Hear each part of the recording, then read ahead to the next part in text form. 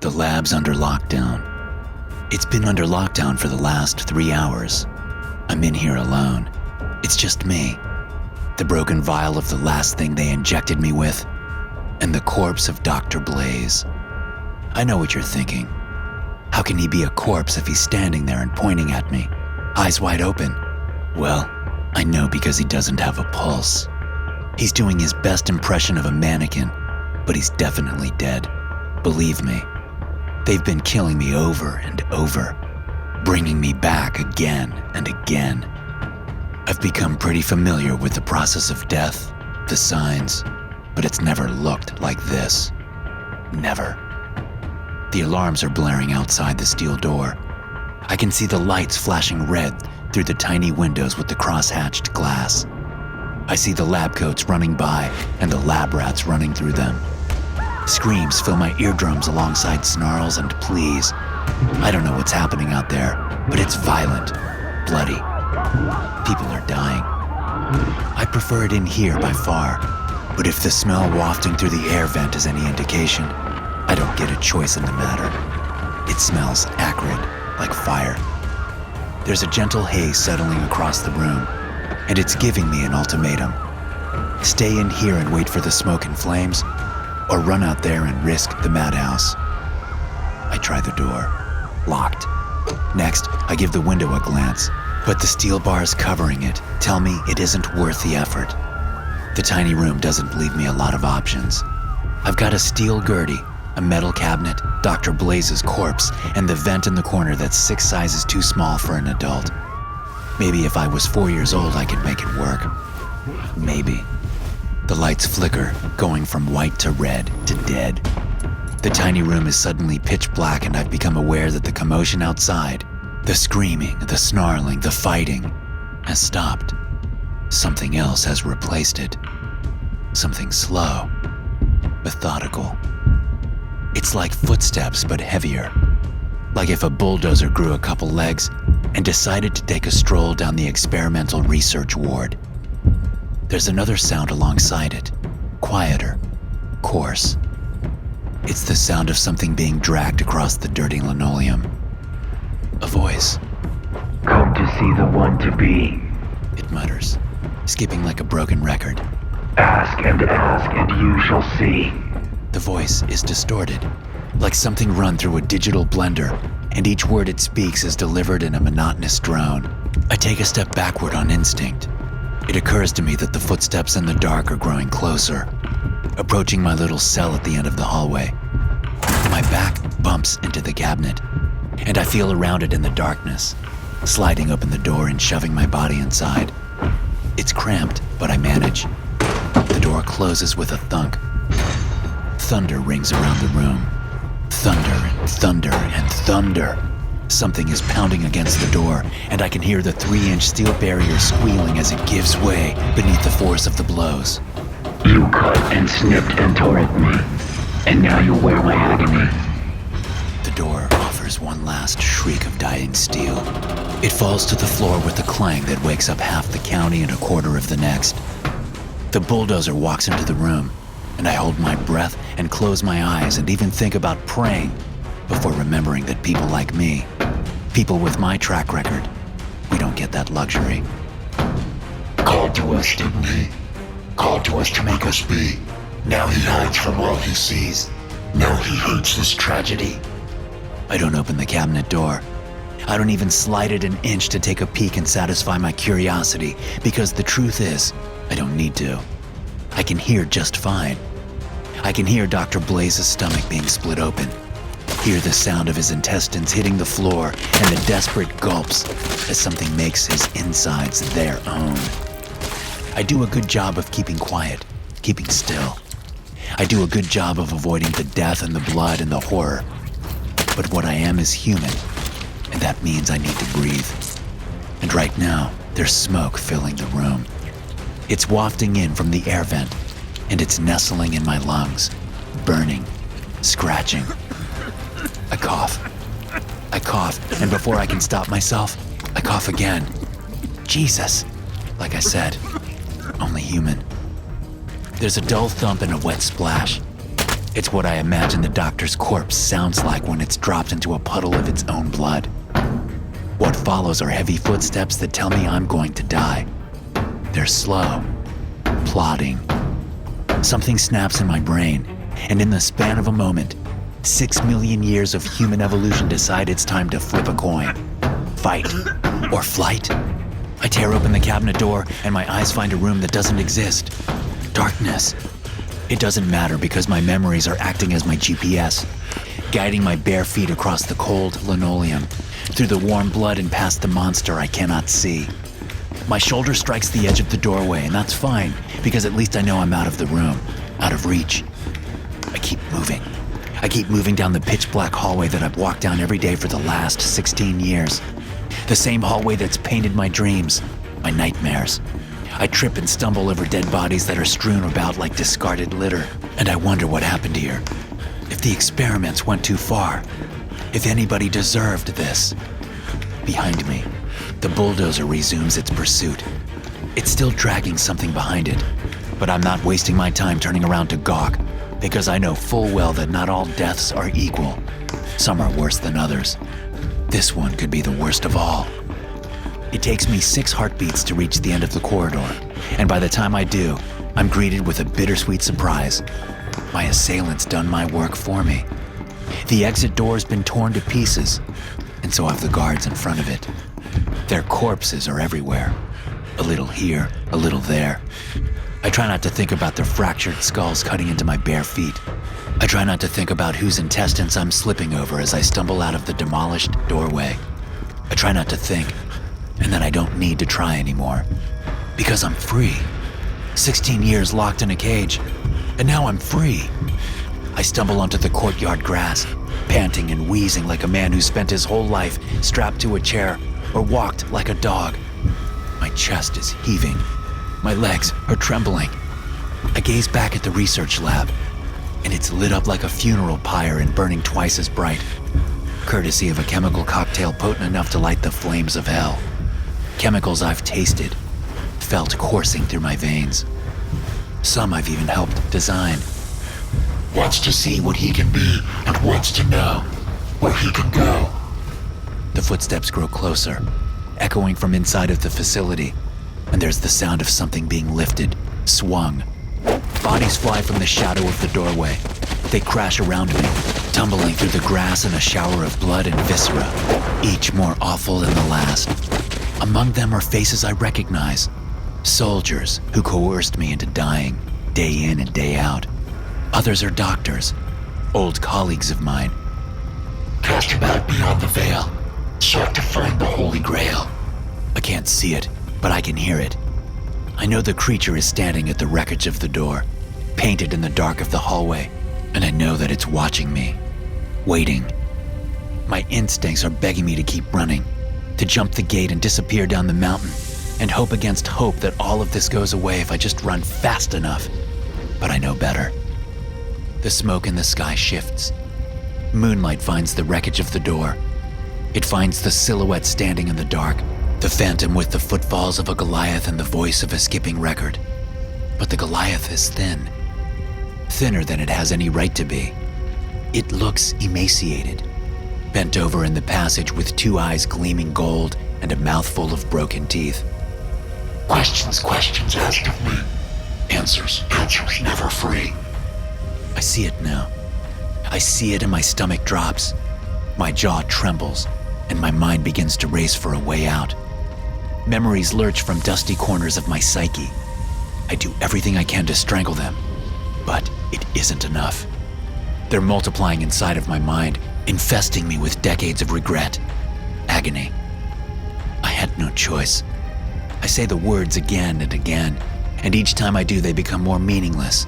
The truth is, the only thing I ever had was a choice. The choice to become a monster or remain a man, and I chose to throw away everything to get 1 step closer to playing God. 1 step closer to seeing her again. Vanessa. Paid the price to see this through, but now he knows not what to do. I try to explain to the creature that the military approached me, that they knew about my background in neurology and chemistry, that they knew I'd been attempting to bridge the gap between life and death. I try to tell this monster that I only wanted the opportunity to say goodbye to my wife, but the creature doesn't care. It laughs. It stands in the shadows with its cold, dim eyes, and it laughs as it heaves a sack from the dark of the doorway, tossing it onto the courtyard grass. The sack shifts, squirms. It's as though there's something inside of it fighting to get free. The excuses spill from my lips before I ever formulate a thought. More explanations, more reasoning attempting to justify what cannot be justified. I wanted to help people. I sputter. I wanted to help, but the military wanted to use the project as a weapon. They made me push the patients too far. They made me hurt them.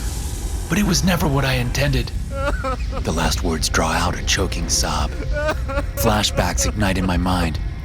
Relics long since buried and stuffed beneath 16 years of trauma and psychological torment. I remember strapping patients to the chair, aided by my assistant, the younger and still living Dr. Blaze. I remember stuffing their mouths with wood so they wouldn't bite their tongues as we attached diodes to their skin and pumped their veins with my proprietary compound. We told them they were going to die. Yes, They said. we know. We told them they'd see a bright light, something coaxing them into the afterlife. This could last anywhere from several minutes to hours. Then, death would take them fully. At this, the question was always the same. What happens after the light? The answer never changed. Across 100 separate subjects, we observed that they would find themselves inside of a room, somewhere familiar. The room would commonly be their childhood bedroom, or a place holding similar nostalgia. And there, they would feel limitless euphoria.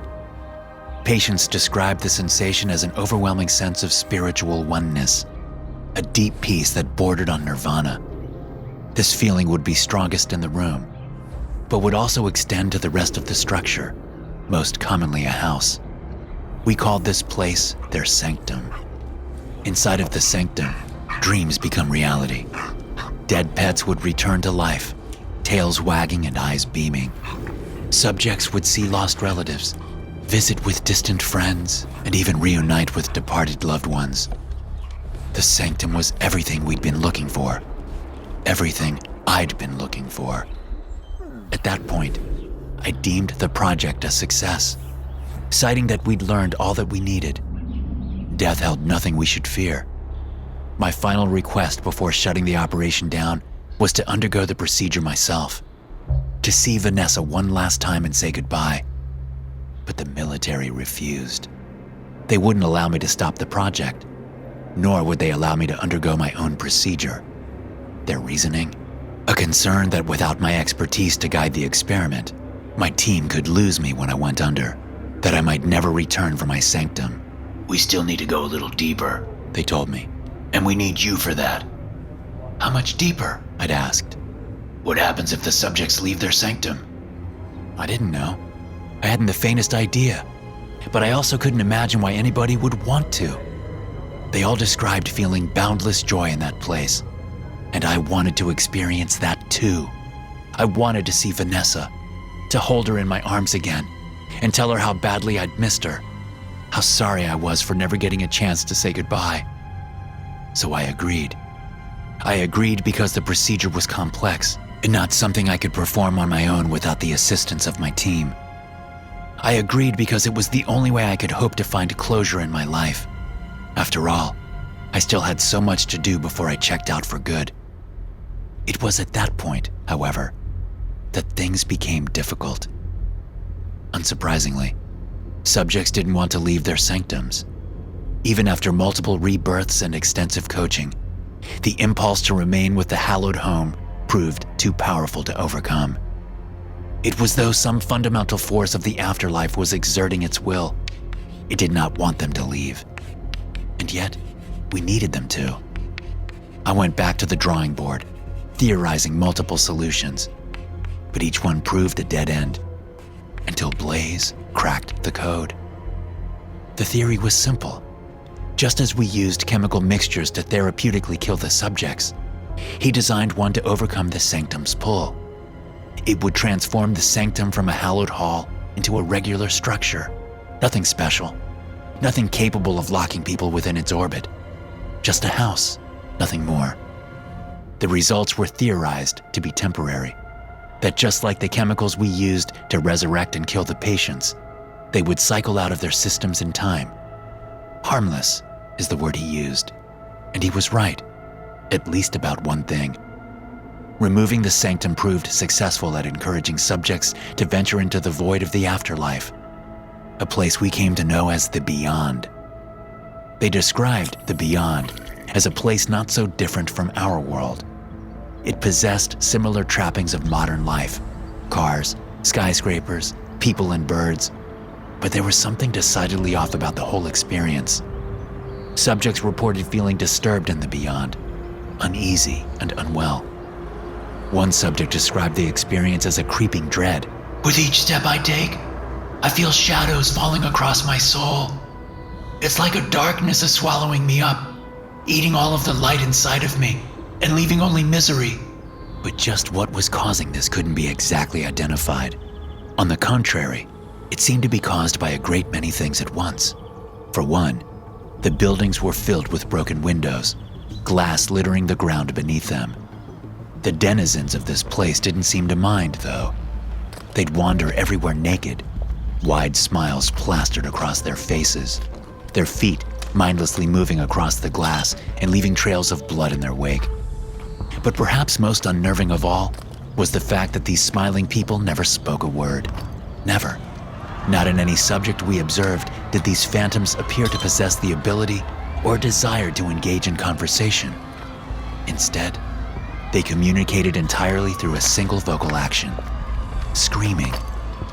The Beyond, it seemed, was full of the sort of abject horror we all feared when discussing death. It was enough for me to give the military an ultimatum: cease this madness or lose my expertise. I was ready to leave. What began as a means to help people find closure had turned into a method of traumatizing individuals. One more week, He told me. 1 more week of experiments, and then you can undergo the procedure. At that point, we'll have the data we need, and we can shut down the project for good. Deal? At that point, I still believed the subjects weren't suffering anything more than the equivalent of a bad acid trip. That sure, their experience was traumatizing, but fundamentally unable to harm them. In a word, I believed everything was treatable with proper therapy, that the results were impermanent. God forgive me. Lost within his memories. Oh, how I wonder what he sees. The voice of the Goliath brings me back. The creature's decrepit fingers work at the sack, untying the drawstring. It's humming, singing to itself. Somehow, the song feels familiar. It occurs to me that it's the song that Vanessa and I shared, the one we played on our wedding day, and the one I played when I stood alone, weeping at her grave. I know you, I say to the giant, realization dawning upon me. I saw you in the afterlife. A new memory spins in my mind. I'm back in front of the general running the research facility, only this time I'm explaining that I can't finish the week. Why not? He asks. They aren't coming back anymore. I tell him. The subjects, I meant. Half of them had died after venturing into the Beyond. The second part of the chemical cocktail designed to revive our dead patients had no effect on these individuals. And more curiously, their brains also showed signs of significant damage. It was as though portions had been burned away. Those who did return were somehow even worse. They described horrors that I shall shudder to imagine. The sort of nightmares that crawl into your memories and refuse to leave. Each and every one of them would come back in tears, or gasping for breath. They'd throw themselves from their chairs, rush for the door. No, they'd beg. Never again. There's something out there, something twisted, and it wants me to suffer its pain. The description was haunting, but it also presented a question. What was out there? And why did it want these subjects to bear its pain? It was a question I was happy to leave unanswered. We'd already lost dozens and traumatized the rest. There was no need to pursue this madness any further. But the academic part of me did ponder what lurked in the Beyond. And sadly, so did the academic part of Blaze. He became enthralled at the idea of discovering the creature, this devil that seemed to live in the forbidden wastelands of the afterlife. He became obsessed with it. I told the general in charge of the project that we needed to close this down before we let the genie out of the bottle, before we pushed too far and found something we could no longer deal with. But he liked Blaze's idea more than mine. He liked the idea of the military wielding this monster for themselves, of using the destruction of a person's sanctum as a means of psychological coercion. After all, if you can convince an enemy that you'll not only take their lives, but their salvation too, wouldn't they submit near instantly? Yes, it proved too tantalizing an advantage for the military to lose. That was around the time we discovered another horrifying reality, that Blaze's method of temporarily removing a subject's access to their sanctum wasn't temporary at all. Each and every subject who had undergone his procedure was permanently cut off from their slice of heaven. That meant we weren't just traumatizing people. We weren't even just killing them. We were butchering their souls. I put my foot down, flat out refused to continue this insanity. I told the general that he could do what he wanted with my paperwork because I wouldn't be coming back for it. I'd never step foot in this awful place again. As much as I yearned to see Vanessa again, I could never do it at the cost of so many.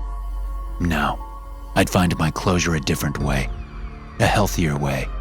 And then, when I was ready to pass on, I'd see her in my sanctum when life saw fit. I went to leave, but 2 soldiers stopped me. The general told me he couldn't let me go, that if he did, I'd just go squealing to the press and put a damper on all the exciting discoveries we'd made. He wasn't wrong. I planned on blowing the whistle the second I walked out the door. Our current crop of subjects have become difficult to gather data from, the general explained to me. I've got a list of drug addicts on Skid Row that'd jump at the chance to receive free doses of chemical nirvana. And I'm inclined to give them a call. Fill our stable all over again.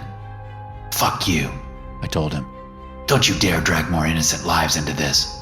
Or maybe we could investigate using children. Their minds are far more malleable. Perhaps uniquely equipped to deal with the mental stress of navigating the beyond. What do you think, Doctor? I think I tried to attack him at that point. The memory is hazy, because one of the 2 guards bashed me over the head with the grip of their sidearm. But I do remember begging him not to. I'll do anything, I said. Use me instead. I know what we're looking for. I know enough about the beyond to navigate it, to tell you exactly what you want to know. There's no need for children. The general agreed. So I became the military's guinea pig. Every morning I'd be marched into the room I came to call the death chamber, and Blaze would fill me with my own compound, spiked with his sanctum-destroying addition. Every day I would die. I'd wander the beyond for what felt like weeks at a time, only to be reborn hours later gasping and crying, and I'd tell them what I knew they wanted to hear, nothing more. I did that for 16 years. When I began, I was a young man, or at least younger. Now, my hair has grayed, my body is frail, my memory has become a mess of disparate ideas and characters, a puzzle whose pieces don't quite seem to fit. But this Goliath, this monster made of flesh, is somehow stringing those pieces together again. It's making sense of the senseless. Did for me just what I asked. Now I give what he wants back. Inside the sack, something squirms. A hand reaches out of the opening, followed by a mess of auburn hair. Then, freckled shoulders. A woman tumbles out onto the courtyard grass, lying amidst slain researchers and soldiers. She's pale, shivering. She's my everything. I scramble across the courtyard, hardly believing my eyes as I take Vanessa into my trembling arms. I squeeze her, weeping. My lips find her forehead and pepper it with kisses. I whisper into her ear how much she means to me, how much I've wanted to see her, and how hard it's been without her. The Goliath leans in, and now that it's closer, I see so many features I missed in the dark. The scar upon its cheek, the crooked nose, and the thick patch of hair upon its head. It's like looking in a funhouse mirror, one stretched and distorted. Thank you. I whisper. My cheek presses against Vanessa's, and her flesh is cold enough that it feels like pins and needles on my skin, but somehow, I've never felt warmer. Even now, as I sit amidst a circle of dead bodies, I find myself at peace. I did what I could. I did everything I could. In the wake of my imprisonment, the military ordered me to type up field reports each time I ventured in the beyond. These reports were vetted by Blaze. The logic was that he had known me for years and would easily be able to determine if I was lying about any of my statements. If my information became unreliable, then the military would enact its contingency plan, using children as subjects. This was something I did not want, and therefore I would comply with their requests. That was what they believed. Indeed, it was what I believed too, at least initially. But somewhere along the line, the situation changed, and I realized that I could have my cake and eat it too. I could put an end to this project, destroy every last person associated with it, and I could do it all while getting my closure. I learned early on that previous subjects had been telling the truth, that they were correct to be afraid of the beyond. It wasn't just that it was unnerving, it was that it was twisted, demented. Inside of the beyond, nothing seemed to make sense, with reality being replaced by a sort of Twilight Zone equivalent. There, birds didn't fly, they crawled. They used their wings to shuffle across the ground, their broken legs dragging behind them. Cars were everywhere. They drove in haphazard loops, crashing into walls and streetlights, and even plowing through the screaming denizens of the beyond. But nobody was behind the wheel. The cars were phantoms, moving on their own volition. These things were all uncomfortable, disconcerting, but they were nothing compared to the real nightmare of the afterlife. A being I came to know as the Shadow. It was a creature of misery and loathing. It seemed to exist in a cloud of negativity, a miasma that stretched across the afterlife like an inescapable plague.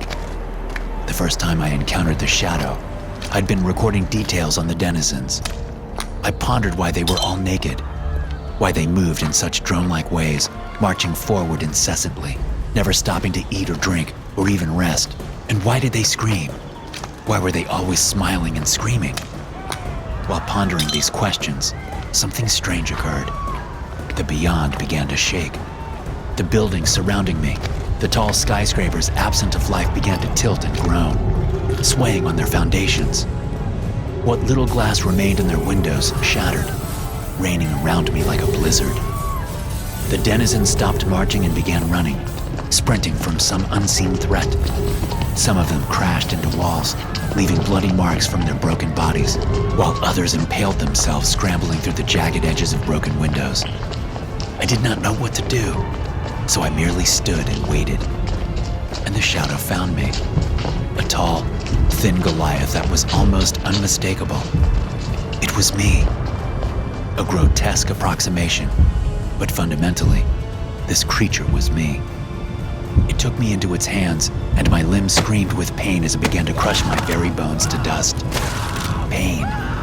That was something that one rarely felt in the afterlife. All aspects of it seemed so dulled, like distant memories. But the pain this creature imparted was more real and more agonizing than anything I'd felt in life. When I returned from that expedition, I begged Blaze not to send me back. I wept and pleaded. Both he and the general found my discovery to be too remarkable to abandon. They couldn't wait to strap me down again, to pump me full of the afterlife compound and send me back into hell itself. I think they believed the Shadow to be some sort of angel, a sort of reaper that wrote the laws of the beyond, and perhaps our sanctums. But even then I knew better. Still, they wanted it for themselves. The idea of wielding such an entity, of manipulating it, and turning it against their enemies likely proved too tempting a prospect to ignore. Before I knew it, I was back in the beyond, back in that fractured wasteland where hope goes to die, again and again, for years. I spent my time there running from the Shadow. I'd scramble with the denizens whenever its thunderous footsteps approached. I'd hide under tables, in closets, or even dash into still driving cars. But it was never enough. Sooner or later, the shadow would always find me. And when it did, it would torture me. The torture would be unique during each encounter, never allowing me the comfort of predicting the pain, acclimating to it. Once, it snapped my bones one by one. Another time, it filled my eyes with broken glass. Each time it hurt me, I pleaded for mercy. I begged and I begged not to suffer its twisted delights. But it never cared to answer me. It merely conducted its business with a silent determination that bordered on robotic. For a long time, I wondered if it was capable of proper communication at all, or if it was merely serving some predetermined function. Until the day it answered me, I asked why it had dedicated its existence to torturing me, and it told me why. Because I had spent my life torturing it. It was then that I learned our shadows are more than devils. They're guardians, gatekeepers of our own personal Valhalla. They exist to keep order, to act as shepherds to the actors that play the parts in our sanctum-induced fantasies. I discovered that each denizen was a person from our memory, that they wandered aimlessly until called upon, and they donned the identity of whoever we desired. Perhaps they'd become a cherished teacher from childhood, maybe an old friend, maybe even a lost lover. And the shadow is the maestro that makes the play go on. It does this because it has no choice. When you suffer, it suffers. It seeks to fulfill the whims of your sanctum, because to do otherwise means personal pain. The shadow and sanctums are sort of batteries, you see. They each receive a charge throughout your life, with the sanctum being charged by your positive experiences, your moments of hope, joy, and love, and the shadow being charged by the negative, those moments of self-loathing and grief. It's why our emotions are fleeting, why once they come, they seem to vanish in minutes or hours. They're being fed into our own personal reserve, a reserve that exists inside of billions of individual pocket dimensions. Where these dimensions come from and how they first came to exist isn't something I know. But I do know one thing. They're real. I know this because I've helped people travel to them. Every time I injected my serum into their veins and allowed them to die and return again, I was sending them to an entirely new dimension independent of our own. But I didn't stop there. No. I also helped something travel from that dimension to our own. A creature born of negativity and hatred. A shadow. Bottled up your misery, and now you take your leave from me. I gaze up at the Goliath and I say my own name. Yes, Andrew. The link should be broken. You are free from my pain. Even as the words leave my mouth, I have no idea what the consequences will be. When I die, having no sanctum and no shadow, where will it leave me? The wasteland of the beyond? Or will even that be gone, without its caretaker? I do not know. All I know is that the horror of my experiments have been laid to rest. The worlds of life and death are once again separate as they were always meant to be. I write this now not to encourage others to follow in my footsteps and take up my research, but rather to heed my warning. Some mysteries are better left unsolved.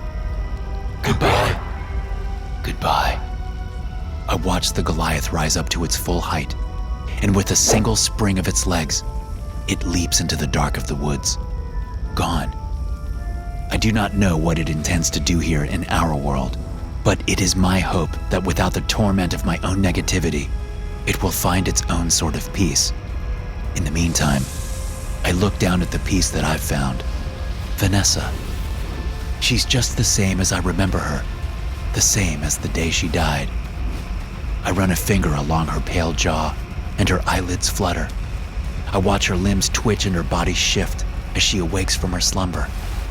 It takes me back to lazy Sundays in bed. It reminds me of those mornings we'd sleep in, where I'd wipe the sleep from her eyes and hold her close, wondering how my life could possibly be so perfect. "Hello again, darling," I say. Vanessa looks up at me for the first time in 16 years. She smiles. She smiles. And she screams. Thanks for listening. If you enjoy these stories, be sure to subscribe to the podcast and check out some more of my episodes here.